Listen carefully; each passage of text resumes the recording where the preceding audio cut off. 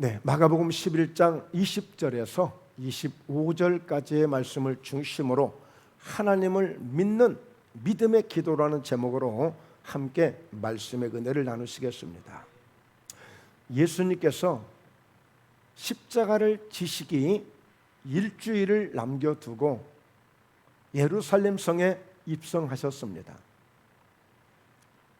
그 예루살렘 성에 입성하실 때 어마어마한 그런 인파들로부터 환영을 받죠. 자, 그렇게 들어온 예수님은 이제 잠시 바로 예루살렘 밖에 베단이라는 곳으로 나가셨다가 다시 예루살렘으로 들어오실 때에 마침 무화과나무 하나를 보고 시장하신지라 열매를 얻으러 가는 열매가 없어요.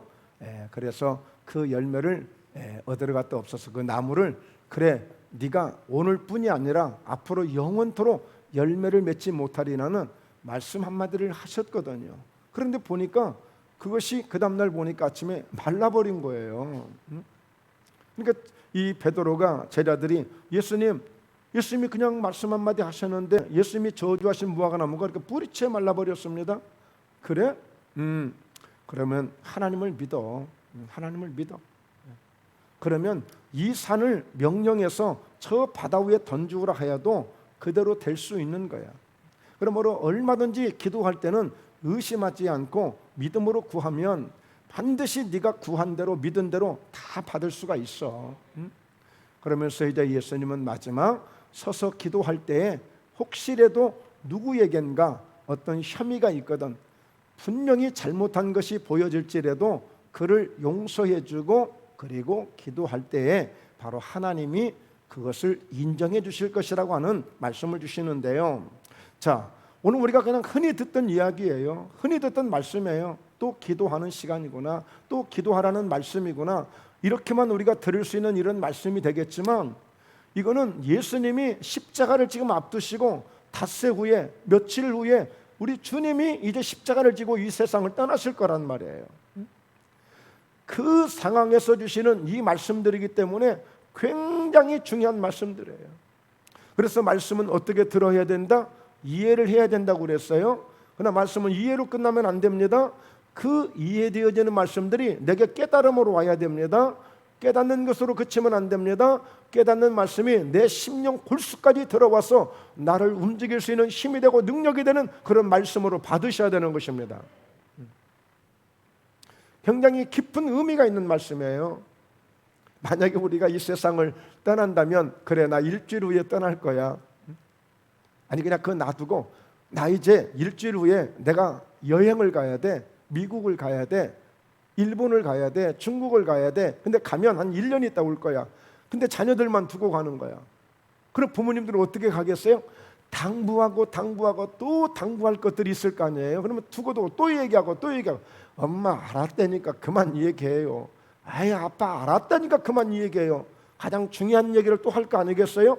지금 예수님께서도요 우리가 평소에 늘 기도했지만 그 기도를 다시 한번 새삼스럽게 강조해 주시면서 주시는 말씀을 반드시 다른 어떤 깊은 의미가 있다는 것을 우리가 깨닫는 그런 은혜의 시간이 되었으면 합니다. 할렐루야. 네, 그래서 첫 번째 보니까요 예수님이 무화과나무를 저주하셨는데 영원토록 열매를 맺지 못하리라고 말씀하셨는데 진짜 그 무화과나무가 그만 뿌리채 말라버린 거예요. 자, 말씀 한번 볼까요? 오늘 그들이 아침에 지나갈 때에 무화과나무가 뿌리채 마른 것을 보고 그리고 베드로가 생각이 나서 여짜오되 랍비여 보소서 저주하신 무화과나무가 말랐나이다.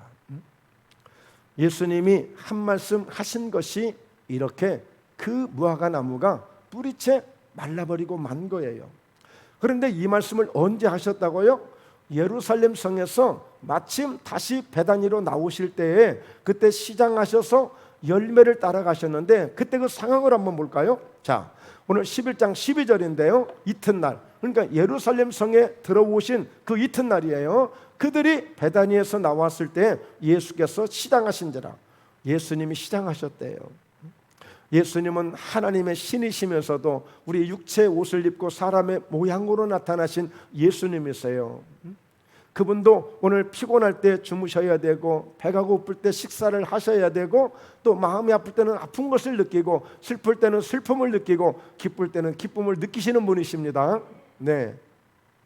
자, 13절에 멀리서 잎사귀가 있는 한 무화과 나무를 보시고 혹 그 나무에 무엇이 있을까 하여 가셨더니 가서 보신즉 잎사귀 외에 아무것도 없더라.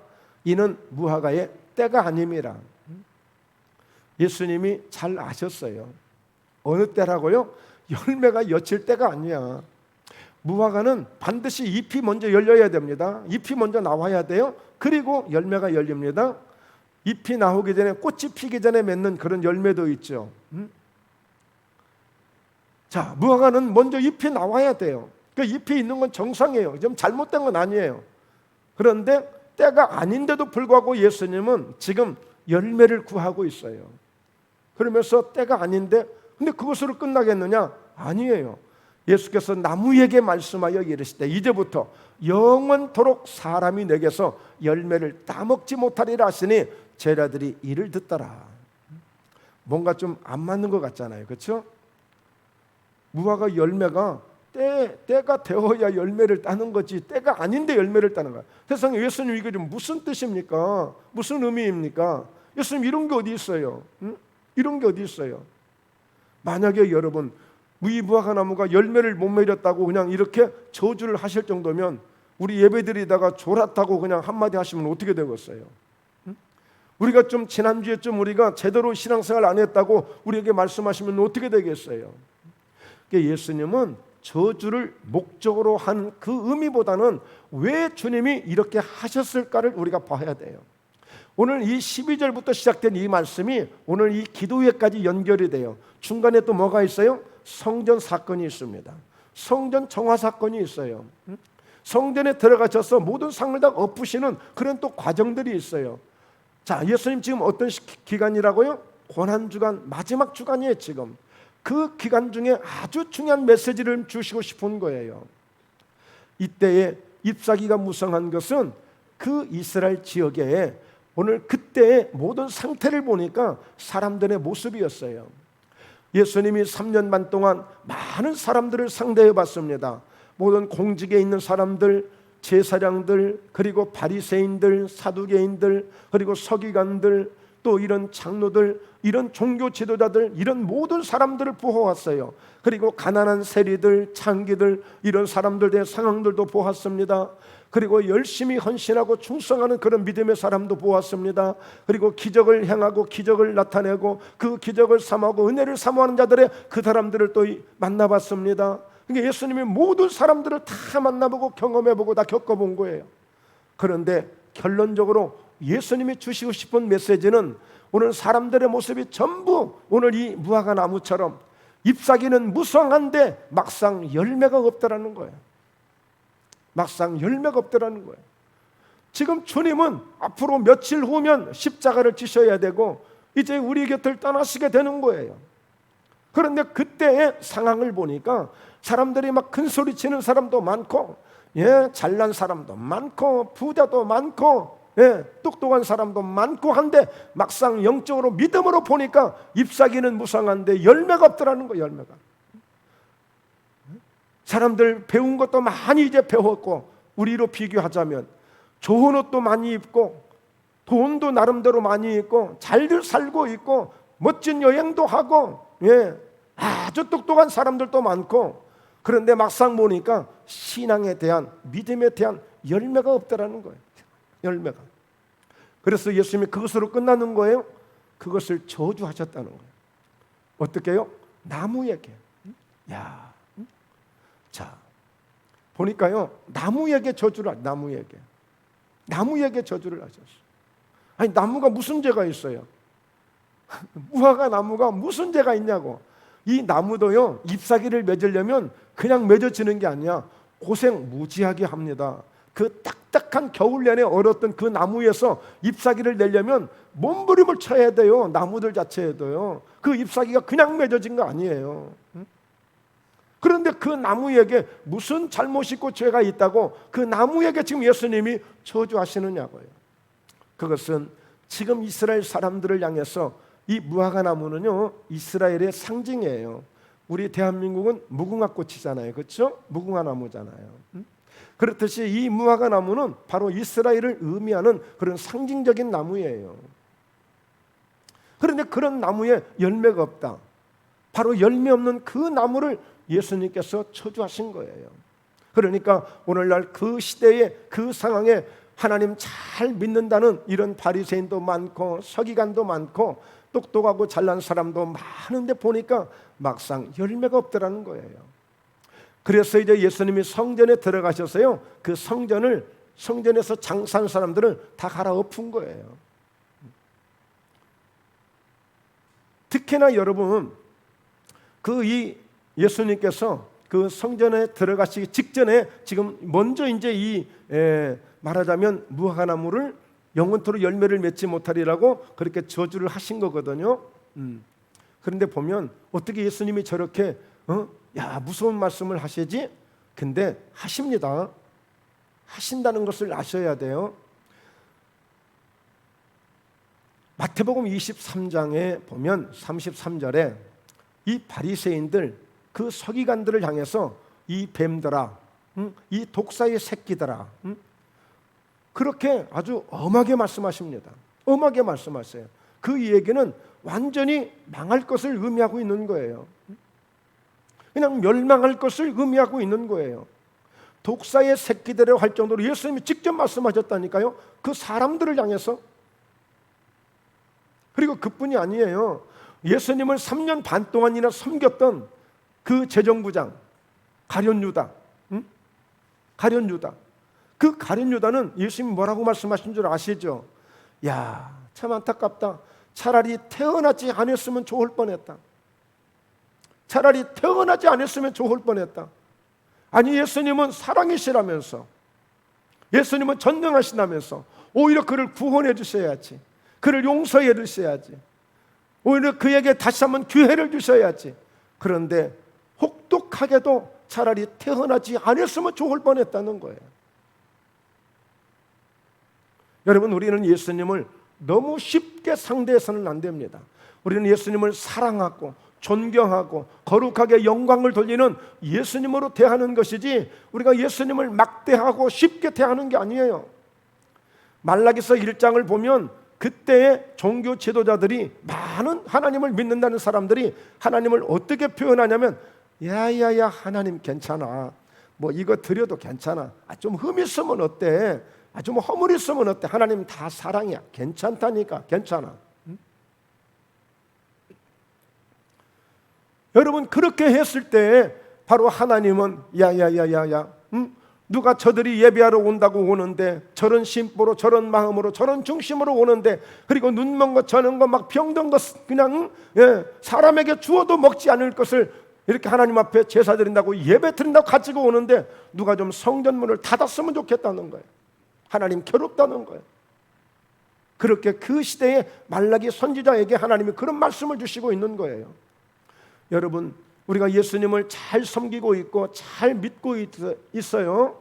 특히나 목포회담교 성도님들 정말 수고들 많이 하고 고생들 많이 하는데, 그렇다고 해서 우리가 내가 이 정도 하니까 내 마음대로 한다고 생각하면 안 됩니다. 그럴 분 안 계시지만 정말 여러분, 우리는 하나님에 대해서 늘 경외하는 마음을, 거룩한 성품을, 거룩한 마음을 유지하는 것이 우리에게 굉장히 중요한 그런 믿음이에요. 믿음. 지난주 한 주간 일주일 동안 여리고 기도회라는 그런 기도회를 하면서 주님의 보혈에 대한 시간들을, 성령에 대한 시간들을, 그리고 오늘 예수 이름에 대한 그 시간들을, 또 우리가 하나님의 말씀에 대한 부분들을, 예수님의 것에 대한 부분들을 이렇게 돌아보면서 함께 기도를 했습니다만, 항상 우리는 정말 예수님으로 충만하게 채워져야 돼요. 예수님으로. 그래서 여러분, 구약 성경을요, 이것을 만약에 국 짜면은 구약 성경은 짐승의 피가 뚝뚝 떨어집니다. 신약 성경을 짜게 되면 예수님의 피가 뚝뚝 떨어지는 게 이 성경이에요. 그거는 하나님의 사랑이 들어있는 것이고 예수님의 사랑이 들어있는 것이고 하나님의 생명이, 예수님의 생명이 들어있는 곳이 바로 이 성경이에요. 성경 말씀이에요.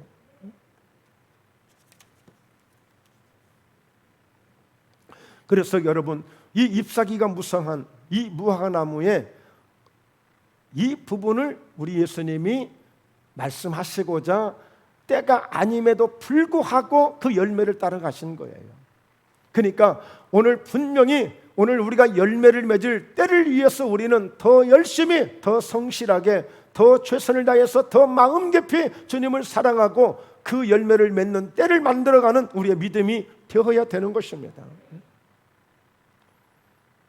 오늘 가장 큰 예수님이 지적하시는 문제 중에 하나가 이선적이고 외식적이고 바로 이런 어떤 그런 부분들, 아주 외식적이고 이선적인 부분들. 그래서 결국에 이스라엘이 망할 것을 예표로 보여주는 것이 바로 이 무화과나무의 저주의 사건이에요. 나무에 대한 그런 분노가 아니라, 나무를 저주하기 위한 그 목적이 아니라 오히려 열매를 맺지 못하고 신앙생활하는 잎사귀만 무성한 바로 우리의 모습을 보라는 거죠. 내 모습을 보라는 거죠. 정말 주님이 원하시는 진정한 그 열매를 볼 수 있는 그런 신앙이 되어야 된다는 거예요. 그러니까 예수님이 이제 떠나가시기 직전에 바로 그 부분을 이스라엘 백성들에게 지금 깨닫게 해주시고 있는 거예요. 그렇게 열매가 없으면 반드시 망할 것이니까 여러분들이 그것을 알라는 거예요. 여러분, 결국에 예수님이 떠나가시고 AD 70년이 되면서 이스라엘이 완전히 망하게 됩니다. 이 성전은 완전히 파괴돼 버리고요.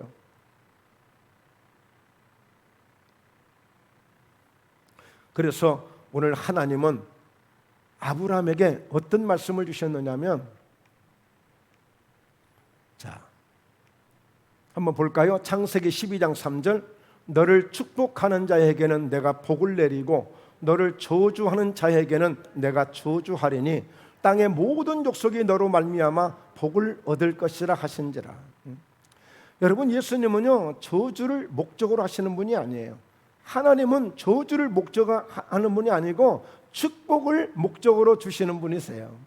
그런데 아무리 하나님이 지으신 아담이라도 그 에덴 동산을 감당을 못하니까, 그 에덴의 축복을 감당을 못하니까 결국에 저주를 받게 되는 거예요. 이것은 하나님 앞에 주어지는 신상필벌이에요. 세상처럼 두루둥실, 유전무죄, 무전유죄, 빽있고 힘 있으면 죄가 될 것도 죄가 되지 않고, 돈 없고 빽 없으면 죄가 아닌데도 불구하고 죄가 되는 이런 일들이 있는 거예요. 이런 일들이. 자, 그래서 오늘 하나님은 이 아브라함에게 안전장치를 주신 거예요. 안전장치. 왜? 한 번도 가보지 않은 곳을 가라고 말씀하시잖아요. 한 번도 경험하지 못한 것을, 그것을 해보라고 하잖아요. 그러니까 아브라함이 순종하고 가요. 가는데 하나님이 안전장치로 너 걱정하지 말고 가. 네가 처음 가는 길이고 네가 한 번도 경험하지 못한 길을 갔지만 안전장치로 너에게 이것을 주는 거야. 만약에라도 누가 너를 축복하면 그래, 내가 더 많이 축복해 줄게. 혹여라도 누가 너를 저주하면 내가 오히려 그 저주하는 사람에게 내가 그 저주를 돌려줄게. 여러분, 예수님이 무화과나무를 그냥 저주하려고 저주하신 게 아니라니까. 저주를 목적으로 하시는 게 아니라니까요. 그것은 바로 야곱에게도 그 같은 말씀을 주셨어요. 야곱에게도 만민이 너를 섬기고 열국이 내게 굴복하리니 네가 형제들의 주가 되고 내 어머니의 아들들이 내게 굴복하며 너를 저주하는 자는 저주를 받고 너를 축복하는 자는 복을 받기를 원하노라. 지금 야곱도 결국에 이 장자의 복을 받는 그 순간이에요. 그러니까 아버지 이삭이 늙어서 눈이 어두울 정도로 그렇게 지금 상황이 되어진 거예요. 그런데 이 이삭이 기도를 해주는 거, 야곱에게 하나님의 은혜를 따라 감동을 따라 그대로 축복을 해주는 겁니다. 그대로 축복을 해주는 거야. 그러면서 야곱도 이제 앞으로 그 인생이 어떻게 될지 모르잖아요. 삼촌의 집으로 보내긴 보내지만 그가 20년 후에 올지, 20년 후에 오기는 왔지만 그러나 그 20년 후에 올지 그냥 그대로 죽을지 알 수 없는 거거든요. 그러나 그 떠나가는 그 미지의 세계를 향해서 가는 그 야곱에게 바로 안전장치로 너를 축복하고 너를 저주하는 자를 하나님이 이렇게 해주시겠다고 말씀해 주시는 거예요. 그래서 우리 예수 믿는 사람들은요, 가장 예수 믿는 사람들 향해서 함부로 할 수 없는 거예요. 여러분, 그 사울이라고 하는 청년이 막 스데반이 죽도록 하고, 그 사도행전을 보십시오. 예수 믿는 사람들을 막 잡아다 오게 가두죠. 그때 사울이라고 하는 청년이 예수 믿는 사람들을 잡으러 가는 거예요. 다메섹이라는 곳에. 그런데 가다가 그냥 갑자기 강력한 빛에 의해서 그 땅에 꼬꾸라지고 만 겁니다. 그러면서 하는 얘기가, 도대체 누구시길래 나를 이렇게 합니까? 그랬어. 도대체 누구시길래 나를 이렇게 보지도 못하게 만들고 말도 못하게 만들고 나를 이렇게 넘어뜨리고 있습니까? 누구시길래? 그랬더니 사울아 사울아, 나는 네가 핍박하는 나사렛 예수다, 그러신 거예요. 그런데 여러분, 이 사울이 직접 예수님을 핍박하지 않았어요. 그러나 예수 믿는 사람들을 괴롭혔어요. 예수 믿는 사람들을 스데반이 죽도록 했어요. 가장 앞장서서 희열을 느껴가면서 오히려 큰 소리를 치면서 예수 믿는 사람들을 고통스럽게 했어요. 여러분, 저는 그동안 목회를 30여 년 지금 하게 됐고, 신앙생활을 또 하면서 정말 예수 믿는 사람들끼리 서로 예수 믿는 사람들을 괴롭히고 고통스럽게 하는 사람들이 있어요. 그래서는 안 되는 거예요. 그래서 여러분, 오늘 이렇게 하나님께서는 이 아브라함이나 이 야곱이나 이렇게 안전장치를 주시는 거예요. 안전장치를. 그래서 우리 예수 믿는 사람들은 누가요? 성령이 늘 함께 하셔요. 임마누엘, 우리 예수님이 함께 하셔요. 늘 우리의 안전장치가 되시는 우리 주님이 함께 하시는 거예요. 그래서 오늘 마태복음 10장에도 보면 그런 말씀을 주셔요. 어느 집에 가든지 평안을 먼저 빌어주라. 어느 집에 가든지 평안을 먼저 빌어줘라. 그래서 만약에 그 집이 네가 빌어준 그 평안이 감당이 안 될 정도면 그 네가 빌어준 평안이 다시 너에게 올 것이다 그랬어. 너에게 올 것이다. 그래서 여러분, 예수님이 이렇게 저주하셨다고 우리가 막 또 우리도 그러면 안 되는 거예요. 예수님의 저주는 다른 데 목적이 있어요. 예. 다른 데 목적이 있어요. 좀 제발 좀 깨달으라고 주시는 말씀이에요. 깨달으라고 주시는 말씀. 그러니까 예수님이 바로 가룟 유다에게 직접 저주하신 거 아니에요. 마귀에게 넘어가서 저주를 당한 거예요.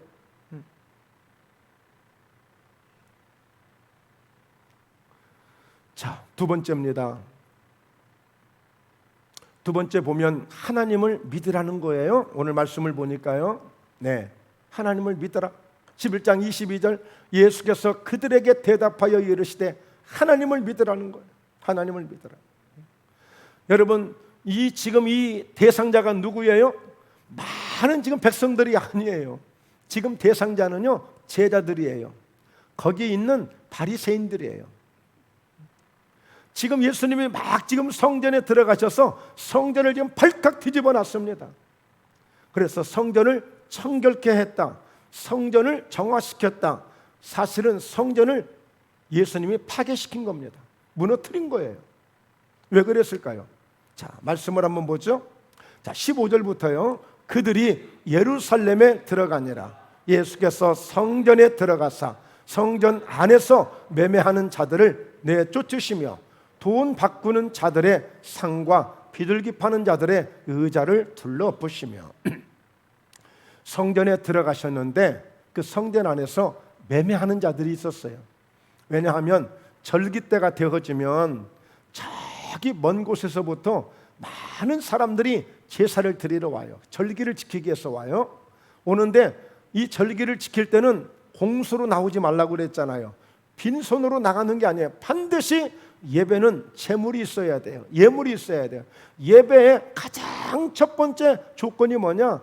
내 마음으로 믿음으로 준비해야 되지만 그 가운데 하나님 앞에 드릴 가장 최상의 정성된 예물을 들고 나와야 돼요. 왜?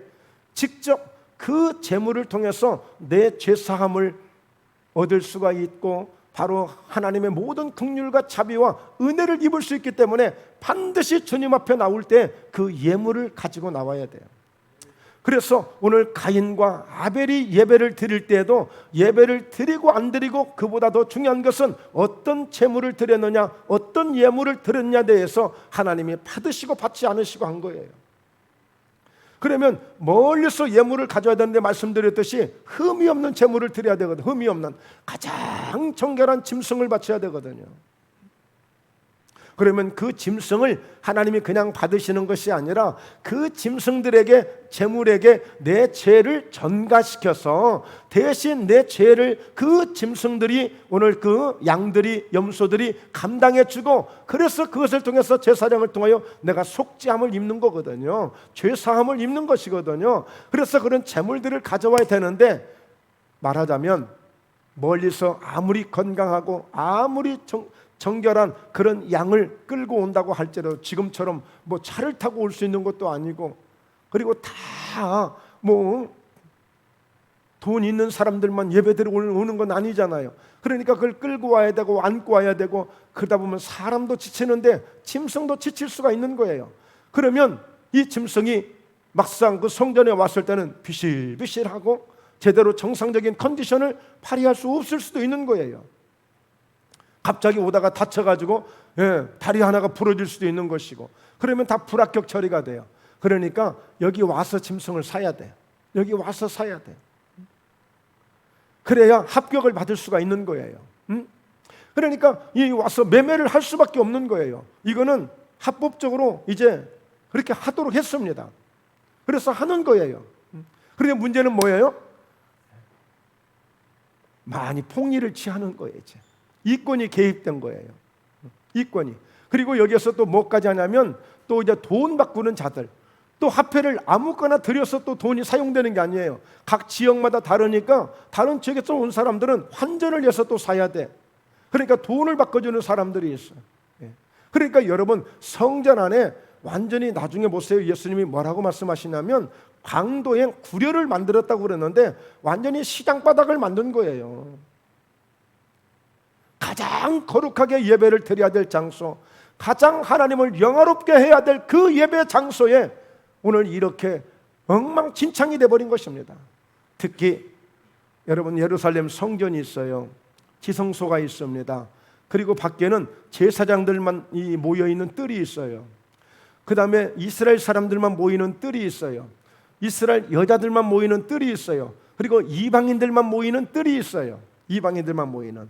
그런데 이 장사하는 사람들이요, 어디다가 이 자판을 깔아놨냐면 이방인들이 있는 뜰에다가 이 자판을 깔아놓은. 그러니까 아예 이방인들은 두를 자리가 없어서 예배에 오고 싶어도 오지를 못하는 거예요. 이방인들은 저 성전 밖에서만 어떻게 그냥 기다리고 사모하고 있는 거예요. 하나님의 은혜를. 그러니까 여러분, 예수님이 보실 때 이거는 제로 상태야. 엉망진창이야. 이렇게 드린 예배를 무슨 예배라고 드리냐고 하나님이, 예수님께서 다 알아보신 거예요. 단지 장사한다고 그런 게 아니에요. 이렇게 이방인들을 무시하고 두를 기회를 주지 않고 하나님의 은혜를 받을 수 있는 기회를 주지 않고 나름대로 강자들만 그런 갑질하는 지금 예배를 하고 있는 겁니다. 이들을 향해서 예수님은 모든 상들을 갖다가 다 엎으시는 거예요 지금. 자, 그러면서 16절, 아무나 물건을 가지고 성전 안으로 지나다님을 허락하지 아니하시고. 아니, 지금 물건을 가지고 다녀야 지금 성전에서 예배를 드는데 아예 가지고 다니지도 못하게 하는 거예요. 너희들 이렇게 백날 예배 들어봐야 이런 마음으로, 이런 그 자세로 이렇게 예배 드리는 것 하나님 아예 받지 않으시니까 하나님 괴롭게 하지 말고 아예 시작도 하지 말라는 거예요. 여러분, 얼마나 우리가 예배를 소중하게 여겨야 되는가를, 여러분, 얼마나 우리가 예배를 소중하게 드려야 되는가를, 예배를 생명처럼 여기고 드릴 수 있는 그런 예배가 되어야 돼요. 그런 예배가. 예배를 드려주는 사람이 되면 안 돼요. 봉사를 해주는 사람이 되면 안 되고 일을 해주는 사람이 되면 안 돼요. 내가 쓰여지는 사람이 되고 예배를 드리는 사람이 되어야지 뭔가 드려주는 사람이 되면 안 된다니까요. 어떤 봉사를 하든지 간에.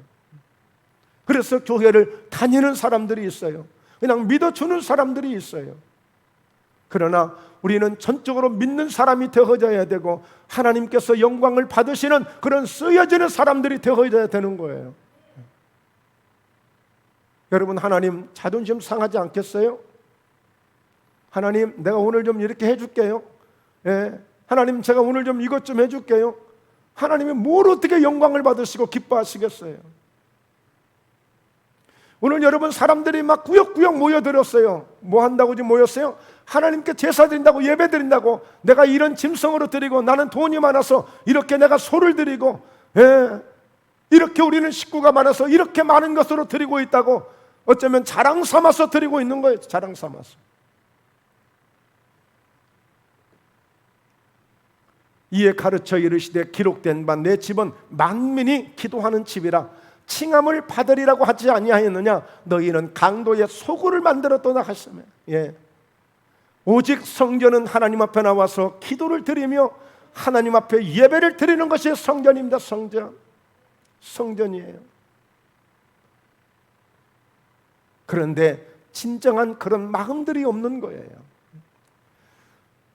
정말 하나님 앞에 눈물로 나아가는, 정말 가슴을 부여잡고 나아가는 회개도 없고 감동도 없고 기쁨도 없고 그저 가서 드려주는 거예요. 해주는 거예요. 하나님이 얼마나 통탄하시겠습니까?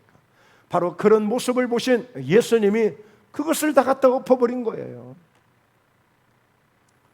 여러분, 우리는 정말 주님 앞에 늘 어린아이와 같이, 천국이 어린아이와 같지 않냐면 이 천국에 들어갈 수 없다고 하신 그 예수님의 말씀들을 우리가 기억해야 되는데 그걸 잊어버리는 거예요. 그냥 그때 예수님 무슨 말씀하셔도 참고 사항 정도로만 듣지, 그렇게 듣지 않아요. 그래서 얼마나 사람들이 교만하고 안악하고, 얼마나 자기 중심적인 예배, 자기가 하고 싶은 예배, 자기가 듣고 싶은 예배, 그래서 안 되는 거예요. 그래서 강도의 소굴을 만들었어요. 만민이 기도하는 집인데,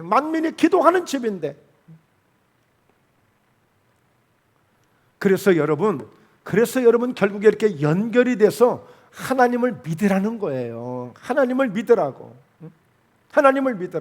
아니, 지금 하나님 안 믿었어요? 믿었어요. 근데 이것은 어떤 의미가 있을까요? 하나님을 믿으라고 하는 이 의미는, 즉 다시 말해서 너 지금까지 네가 주인처럼 살지 말라는 거예요. 네가 주인처럼 사니까 뭘 드려주고 뭐 해주고 하는 거지, 하나님이 주인이시면 그렇게 할 수 없는 거야.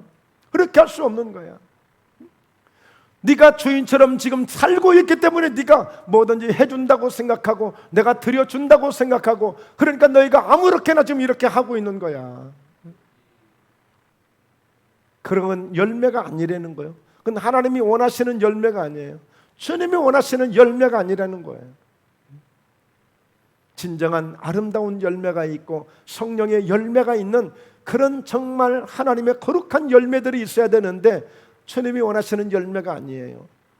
그래서 결국에 오늘 이 무화과나무에 저주하신 것은 바로 반드시 이렇게 망하게 될 것이라는 것을 예표로 보여주신 것인데, 그렇게 드려지는 그 성전이 잠시 후에 예수님이 떠나시고 몇십 년 후에 그 성전이 다 무너지고 파괴되고 마는 거예요.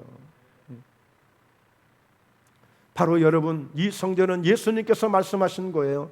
이 육체를 헐라, 나를 죽이라는 거예요. 이 성전을 헐라, 내가 3일 만에 다시 세우겠다. 이건 뭐겠어요? 예수님의 육체를 가리켜 말씀하신 것이라고 그랬어요. 요한복음 2장에 그것은 예수님이 죽으실지라도 3일 만에 다시 살아나실 것을 말씀했어요. 오늘 여러분, 우리의 성전은 어떻습니까? 우리의 성전은 안녕하십니까? 우리의 성전은 정말 안전합니까? 우리 성전은 정말 혹이라도 이렇게 강도의 소굴처럼 욕심과 시기와 질투와 모든 이 세상 것으로 가득 차 있는 성전은 아닌지를 보아야 되는 것이죠. 제가 개인적인 일인데, 사실 요한계시록을 우리가 공부를 많이 해야 돼요. 왜? 지금까지 구약 성경은 오실 예수님, 신약 성경은 오신 예수님, 요한계시록은 다시 오실 예수님. 그래서 다시 오실 예수님에 대한 준비를 우리가 많이 해야 되거든요. 요한계시록을 자주 해야 돼요. 그런데 제가 많이 하지 않는 것 중에 하나는 제 마음에 조금 뭔가 아쉬운 부분이 있어서 그래요. 뭐냐면 종말론을 일명 이제 요한계시록을 아주 많이 강조하고 강의하고 막 이런 분들 계시거든요. 이건 종말론이라고 그래요. 종말론 마지막 때를 이제 준비하는 거죠. 그런데 그런 분들 보고 제가 실망을 많이 했어요, 사실은. 사람 보고 실망하면 안 되는데 종말론은 외치기는 했죠. 예수님 다시 오신다고 외치기는 했죠. 그런데 진짜 그들이 정말 예수님 금세 오시고 다시 오신다면 뭔가 자기부터 뭔가 자기를 비우고 정말 그렇게 살아야 되는데 외칠 뿐이지 그렇게 살지를 않더라는 거예요. 많은 분들을 보면. 실제 종말론은 뭔지 아세요? 오늘 오실 걸로 생각하고 아니면 내일에도 오실 걸로 생각하고 늘 깨어서 기도하는 사람이에요. 하나님을 믿는 사람들, 하나님을 믿으라고 예수님께서 그들이 안 믿느냐고요. 믿으니까 지금 주님 앞에 다 있는데 왜 믿으라고 해요? 니들이 주인이 되지 말고 정말 하나님이 주인 되게끔 한번 믿어봐. 그거예요, 그거. 하나님이 주인 되게끔. 입만 무성해가지고 입만 살아있고 뭐 그럴 듯이 허풍을 떨고 자랑하고 외식과 그런 어떤 겉모습으로만 그렇게 다닌다고 해서 그거 믿음 아니야, 그거. 예수님께서 다 갈아서 엎을 정도의 그런 성전이 되고 그런 예배 모습이 되면 아무 의미가 없다는 거예요. 그러니까 하나님을 믿어도 제대로 믿으라는 거, 제대로. 그래서 여러분, 우리는 정말 믿음을 가져야 돼, 믿음을. 그래서 오늘 말씀의 제목을 하나님을 믿는 믿음의 기도. 우리가 기도를 많이 한다고 해서 다 그 기도가 아니라 오늘 말씀을 듣고 깨닫게 되는 것은 정말 하나님을 믿는 믿음에서 나오는 기도가 되어야 된다는 거예요. 하나님을 믿는 믿음에서. 우리는 너무 욕심이 가득해요. 기도 그러면 인식이 뭐냐면 내 문제 있을 때만 내 문제를 해결하는 것만이 기도라고 생각해요. 그러나 하나님을 믿으라고 하는 이 깊은 의미 속에는 너희들 정말 하나님을 주인으로 생각하신다면 정말 그렇게 하지 마라. 하나님을 좀 생각하면서 좀 기도해라. 하나님이 어떤 분이신데 하늘을 지으시고 이 땅 만물을 만드시고 지금까지 여기까지 우리를 살게 하신 하나님의 은혜, 그 은혜를 조금이라도 생각한다면 너 언제까지 너는 네 욕심꾸러기, 네 구하고 싶은, 네 갖고 싶은 것만 네가 날마다 구하면서 너 그렇게 살래? 지금 세상은 지금 이렇게 돌아가고 있는데 너 정신 차리고 좀 믿음을 제대로 가져야 되는데 너 이렇게 해서 어떡하려고 그래? 하나님을 좀 제대로 믿어라. 하나님 어떤 분이신지 제대로 좀 믿으라는 거예요. 우리는 기도, 그러면 뭔가를 갖기 위해서, 뭔가를 이루기 위해서 어떤 응답만을 위해서 우리가 믿을 때 있잖아요. 자, 그래서 여러분 한번 보세요. 어제 어떤 분이 전화가 왔어요. 점심때쯤. 이거 무슨 일이세요? 목사님 상담을 좀 하러 왔습니다. 그래요. 상담을 하러 왔대. 무슨 상담이요? 누구신데요? 애기가 좀 아팠어요. 애기에 대해서 상담 좀 하려고. 그래요? 좀 이상하긴 하더라고, 전화가. 내려왔어. 내려와서 보니까 어떤 젊은 그 애기 엄마가 애기를 그 유모차에 이렇게 태우고 와가지고 애기가 지금 이렇게 아프고 그런데 병원에 가야 되는데 돈이 없다는 거예요. 그래서 또 수작을 부리는구나, 이제 이런 생각이 딱 들어와요. 그런데 얘기를 보니까 짠해. 근데 보니까 그 엄마도 보니까 머리도 안 감고 그냥 뭐 엄마가 그냥 막 돈이 없어가지고 너무 가난해가지고 지금 애기 병원도 못 데리고 간다는 거예요. 근데 다 거짓말로 보여지고 거짓말로 들려지는 거야. 근데 그 아이를 보면 아이는 아무 잘못도 없고 아이는 지금 뭔지도 모르잖아, 지금. 그 아이를 보니까 좀 불쌍해. 그래서 나 돈 없는데 어떡하지? 좀 기다려보세요. 그냥 10,000원을 갖다 줬어. 10,000원을. 그리고 왔는데도 마음은 찜찜해요. 그랬든 저랬든 어쨌든지 간에 그 아이를 보고라도 근데 오늘요 9시 전화가 또 왔어요. 나보고 오늘 9시에. 내가 전화를 했더니 나보고 어디세요? 그러는 거야. 그러니까 다 교회마다 다닌 거야. 교회마다 다녔던 거야. 근데 왜 전화를 또 했어요? 그랬더니 또 어제 그 얘기를 또 하는 거야. 근데 아이가 막 기침다고 막 그래. 아이가 이렇게 아파가지고 막 기침다고 하는데 지금 병원을 못 갔는데 돈이 없어가지고. 그래서 어제 내가 그랬어. 애기 아빠는 어디 계세요? 그랬더니 감옥에 가 있대. 막 애기 때부터 자기를 때리고 막 그래가지고 감옥에 가 있대. 근데 오늘 전화를 했는데 전화를 안 한 것만 또 못할 그런 상황이 된 거야. 마음이 계속 괴로워요. 아파요. 그래도 내가 목사잖아. 내가 믿는 사람이잖아. 그래도 다른 데 갈 데 없어서 교회 와서 구걸했으니까 다른 데 쓰든 어쨌든지 간에 내가 줄 수 있는 그런 마음이라면 베풀자. 그래서 나 지금 예배 준비하고 예배 드려야 되니까 제가 이따가 다시 전화할게요. 그러고 제가 말았어요. 어디 사냐고 그랬더니 홈플러스티 어디 산대.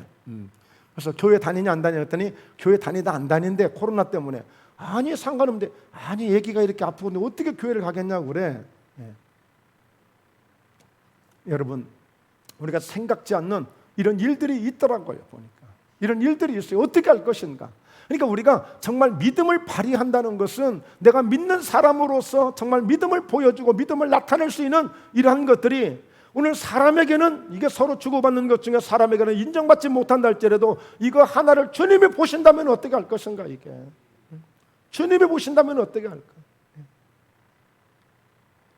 그래서 따지자면 분석해보자면 연구해보자면 이게 진짜나 가짜나 여러 가지 다양한 말이 나올 수 있겠지만 그래 제가 하나님 세상에는 속을지언정 하나님의 마음에는 그 하나님의 믿음에는 내가 속지 아니하고 제가 믿음을 보이겠습니다. 그런 마음이 드는 거예요. 오늘 여러분 보세요. 이 마가복음 5장에 보면 혈류증을 앓던 여인입니다. 12년 동안 많은 의원을 찾아다녔고 의사를 찾아다녔고 있던 재산 다 허비했고 아무것도 이제 없어요. 그리고 병은 더 중하해졌어요. 그 차에 딱 그 찰나에 예수의 소문을 듣고 딱 예수님께 오는데 그냥 온 게 아니에요. 어떤 마음으로 왔어요? 내가 그런 분이라면 내가 지금까지 보지 못했고 만나보지 못했지만 그런 분이라면 나는 그분의 뒤에 가서 살짝 겉옷만 만져도 나는 구원함을 받을 수 있겠다. 이런 믿음을 가지고 온 거예요. 그는 돈 가지고 온 거 아닙니다. 돈 없습니다. 뼈 가지고 온 겁니다. 아무것도 없습니다. 가족도 다 떠났습니다. 이제는 죽을 시간밖에 없습니다. 그런 그가 예수님께 나올 때는 내가 뒤에 가서 겉옷만 만져도 내가 구원함을 입을 수 있다는 이 믿음 하나 가지고 왔는데 진짜 그렇게 했어요. 그런데 예수님은 누가 내 옷에 손을 대었느냐? 제자들이 깜짝 놀래요. 예수님 도대체 누가요? 그런 사람 없는데요. 누가요? 그런데 그때 여자가 엎드려서 말합니다. 부정한 제가 감히 예수님의 옷을 만졌습니다. 그래 딸아 네 믿음이 너를 구원하였으니 평안히 가라. 네 병에서 놓여 건강할지어다. 여러분 걱정하지 말라는 거예요. 그렇게 두려워하지 말라는 거예요. 아무 걱정하지 말고 평안하게 룰루랄라 춤을 추면서 노래하면서 기쁨으로 네 병에서 놓여서 건강함으로 가라는 거예요. 이 순수한 믿음을 지금 주님이 원하고 있는 거예요. 하나님을 믿어라. 하나님을 믿어라. 어떤 믿음일 것인지. 여러분 어제 그 애기 엄마가 그랬다고 그랬죠. 마치 돈을 맡겨놓은 것처럼 자기네 목사님인 것처럼 돈 좀 주세요. 그래 10,000원 주었다. 아니 왜 이것밖에 안 주냐. 병원 가야 되니 왜 이것밖에 안 주냐. 헐 이해가 안 되잖아요. 그런데 그냥 제가 좋은 마음을 가진 거예요. 얼마나 다급하면 이럴까. 얼마나 필요하면 이럴까. 그냥 제가 속을지 몰라요. 그러나 어쨌든 그건 하나님이 점수를 주시는 것이니까 점수를 주시는 것이니까 때로는 그 돈이 있어도 살고 없어도 살 수 있는 돈이잖아요. 다른 데 가서 그냥 뭐 음식 먹는데 배부르는데 금방 먹고 소화될 거 그거 먹는데도 그 쓸 수 있는 돈들이잖아요. 여러분 우리가 정말 주님 앞에 믿음을 보일 수 있는 믿음을 드러낼 수 있는 이런 모습들. 여호수아 2장 10절 우리 지난주에 오늘 기생 라합에 대해서 많은 말씀들을 나눴습니다. 너희가 애굽에서 나올 때 여호와께서 너희 앞에서 홍해물을 마르게 하신 일과 너희가 요단 저쪽에는 아모리 사람의 두 왕 시온과 오격에 행한 일 곧 그들을 전면시킨 일을 우리가 들었습니다. 라합이 정탐꾼들에게 하는 얘기예요 지금. 그러면서 11절 읽습니다 같이. 우리가 듣자 곧 마음이 녹았고 너희로 말미암아 사람이 정신을 잃었나니 너희의 하나님 여호와는 위로는 하늘에서도 아래로는 땅에서도 하나님이시라. 이 기생 라합은 술을 팔고 사람들의 기분을 맞추며 살던 여인이었지만 그러나 그 마음속에 그도 역시 저 건너편에서 들려오는 소리, 요단강 건너편에서 광야에서 들려오는 소리, 그 소리를 들으면서 이 기생 라합은 비록 환경 속에서는 오늘 이와 같이 기생소리를 들어가며 살아가는 그런 인생이었지만 그의 마음속에는 믿음이 채워졌던 거예요. 그래서 이 여인은 자신의 믿음을 가지고 여리고 사람의 모든 사람들은 남녀노소 하나같이 하나도 빼놓지 않고 다 죽었지만 이 기생 라합은 자기도 살 뿐더러 오늘 가족들을 살리고 그곳에서 살몬이라는 남편을 만나고 위대한 왕족에 들어가는 그런 족보를 만들어가는 위대한 인물이 되어진 거예요. 오늘 조금 전에 혈류증 여인에 가셨던 예수님의 말씀을 들으십시오. 네 믿음이 너를 구원했다고 그랬어요. 오늘 여러분 내 믿음은 어떻습니까? 나를 살릴 만한 믿음이 됩니까? 우리 가족을 살릴 만한, 우리 가족을 건질 만한 그런 믿음이 되고 있습니까? 여러분 정말 여러분의 한 사람의 그 믿음 때문에 목포예담교회가 살아날 수 있는 그런 믿음을 가진 그런 믿음이 되기를 주의 이름으로 축복합니다. 네, 지금 믿음이 필요한 때, 믿음이 필요한 때. 그래서 여러분 셋째로 우리가 이 진실한 기도의 자세, 진실한 기도의 자세. 자, 오늘 내가 진실로 너희에게 이르노니 누구든지 산더러 들려 바다에 던지라 하며 그 말하는 것이 이루어질 줄 믿고 내 마음에 의심하지 않냐면 그대로 되니라. 그러니까 정말 하나님을 내 주인으로 삼고 내 인생의 주인 되시고 내 삶의 주인 되시면 의심이 전혀 안 돼요. 예. 멀리 있는 하나님으로 이웃집에 있는 아저씨들 믿어지겠어요? 오다 가다 어쩌다 만난 사람 믿어지겠어요? 안 믿어져요. 누가 믿어지겠어요?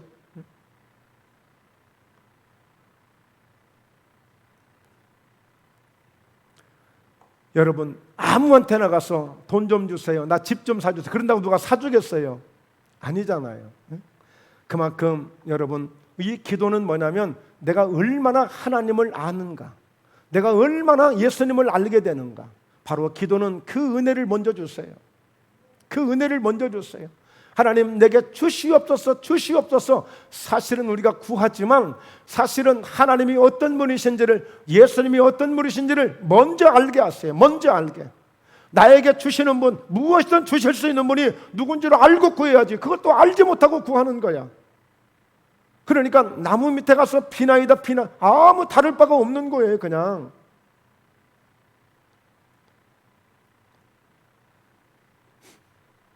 마치 저하고 아무 연고도 없는 사람이 와서 무작정 나보고 돈 달라고 그러는 사람하고 똑같이 그게 황당하잖아요. 황당해.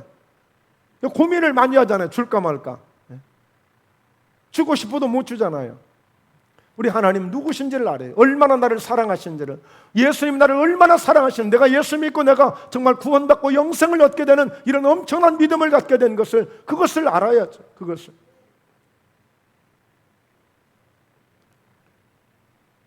그래서 여러분 내가 너희에게 말하노니 무엇이든지 기도하고 구하는 것은 받은 줄로 믿어라.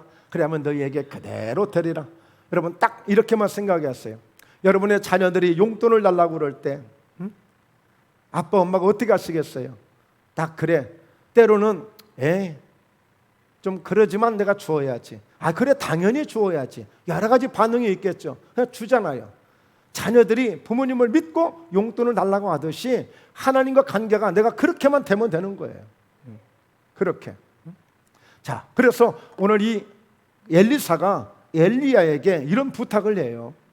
당신에게 있는, 스승에게 있는 그 성령의 능력을 내게 갑절이나 내게 주시기를 원합니다. 그렇게 이제 간구를 하거든요. 너 뭘 원하냐고 그랬더니, 그러니까 네가 참 어려운 일을 구하는다 그런 거예요. 당신에게 있는, 엘리야에게 있는 그 불을 내리게 하고 3년 반 동안 비가 오지 않게 하고 비가 다시 오게 하고는 엄청난 능력을 내게 그냥도 아니고 갑절이나, 엘리야보다 더 갑절이나 내게 더 달라고 그러니까 네가 정말 어려운 일을 구하는도다. 여러분 이렇게 어려운 일을 구할지라도 주시는 분이 하나님, 할렐루야. 이렇게 어려운 일을 구할지라도 주시는 분이 예수님, 할렐루야. 그 믿음을 가져야 되는 거예요. 그 믿음을. 그래서 이제 우리는 마지막 예수님께서 우리에게 주시는 마지막 교훈이 있습니다. 그 교훈이 뭐냐? 아무에게나 혐의가 있거든 용서하라는 거예요. 혐의가 있거든 분명히 오늘 용서하지 못할, 그런 미워할 수 있는, 그를 원망할 수 있는, 그를 비판할 수 있는, 그를 탓할 수 있는 분명한 이유와 목적이 있어요. 왜? 혐의가 있기 때문에, 잘못한 혐의가 있기 때문에. 그러나 그럼에도 불구하고 예수님은 용서하라는 거예요. 용서하라는 거예요. 아멘이 자신이 안 되죠. 근데 해야 돼요. 정말 해야 돼요. 자, 말씀 한번 볼까요? 서서 기도할 때에 아무에게나 혐의가 있거든 용서하라. 그리하여야 하늘에 계신 너희 아버지께서도 너희 허물을 사하여 주시리라 하시니라. 예. 아무에게나 혐의가 있거든 용서하래요. 그리하여야 하늘에 계신 너희 아버지께서도 너희 허물을 사하여 주시리라 하시니라. 이게 예수님의 말씀이에요. 김택수의 목사의 말이 아니에요. 오늘 주일 예배의 말이 아니에요. 하나님이 직접 주시는 말씀이에요. 저도 생각해 봤어요. 이번에 굉장히 이 말씀들을 준비하면서 무거운 마음으로 준비했습니다. 내가 용서를 구해야 될 분이 누구일까? 내가 용서를 구해야 될 분이 누구일까?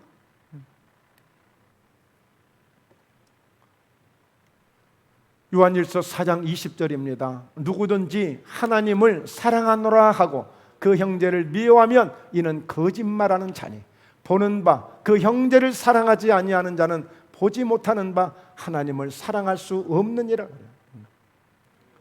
분명히 잠언서 8장 17절에도 하나님을 사랑하는 자가 하나님의 사랑을 입고 하나님을 간절히 찾는 자가 하나님을 만날 것이라고 그랬고, 하나님을 사랑하는 자 그 뜻대로 부르심을 입은 자들에게는 모든 것이 합력하여 선을 이룬다고 로마서 8장에서 말씀했는데, 하나님의 사랑의 기준은 여기에 있었던 거예요. 우리가 하나님 사랑해요 한다고 해서 그래 너 사랑한 줄 알아, 우리가 사랑한다고 말하지 않는다고 해서 우리를 사랑하지 않는 것으로 여기지 않습니다. 오늘 말씀을 함께 마무리합니다. 오늘 예수님께서 마지막 아주 중요한 시점에 우리에게 주시는 교훈들이 있습니다. 그것은 열매 없는 무화과나무와 같이 오늘 우리는 열매 없는 우리의 믿음은 안 된다. 그래서 어찌하든지 우리가 믿음으로, 기도로 우리가 살아가는 우리의 모든 삶 속에서, 믿음 속에서 우리 하나님이 기뻐하실 수 있는 열매가 무엇인지를 우리가 맺어갈 수 있는 이런 열매가 있어야 되겠고, 우리가 기도하되 정말 하나님을 제대로 믿고 예배를 제대로 드리고 성전의 의미를 제대로 알고 우리가 정말 하나님이 기뻐하실 수 있는 그런 믿음을 만들어가는 우리 모두가 되어야 될 것입니다. 그리고 우리는 어찌하든지 오늘 예수님의 십자가의 그 은혜를 잊지 말고, 오늘 예수님께서 저들의 죄를 저들에게 돌리지 마시고 다 아버지 나에게 내가 감당하겠습니다 하고 질문했던 그 정신이 십자가의 정신이에요. 그래서 우리의 믿음 속에는 십자가의 정신이 있어야 돼. 항상 십자가의 깨닫는 은혜가 우리에게 항상 있어야 됩니다. 이 믿음으로 살아갈 때 주님 앞에 잘했다 칭찬받는 우리 모두의 믿음이 될 줄로 믿습니다. 기도합니다. 살아계신 하나님 아버지, 복된 믿음으로 늘 승리하게 하시고 오늘 주시는 말씀을 통하여 영육간에 우리 사랑하는 성도들 늘 강건하게 역사해 주시되 늘 생명이 넘치는 살아있는 말씀의 역사로 우리의 심령 가운데 늘 자정하셔서 그 주님의 사랑으로, 예수님의 뜨거운 사랑과 믿음으로 늘 승리하는 저희 목포예담교회와 저희 모두의 믿음이 되도록 늘 충만케 하옵소서. 감사하신 예수님의 이름으로 기도드리옵나이다. 아멘. 아멘.